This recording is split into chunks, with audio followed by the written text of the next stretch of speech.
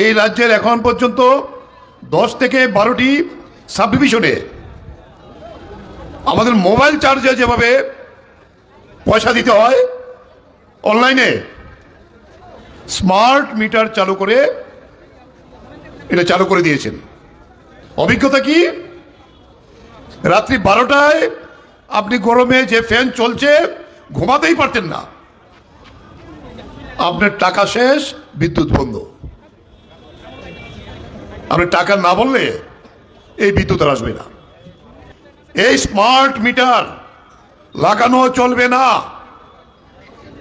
আমরা প্রয়োজনে এই স্মার্ট মিটারের যে স্কিম মানুষকে সাথে নিয়ে বয়কট করব যদি ওরা আমাদের কথা না শুনে। কোম্পানি ডাকাতি করে চলে গেছে, এখন বলছে হ্যাঁ আমরা এটা আবার টেক আপ করবো। এক এক সময় এক এক কথা বলে আমাদের ছোট ছোট ছেলে মেয়েদের বিদ্যুৎ মন্ত্রী একেবারেই তো হাসির খোরাক হয়।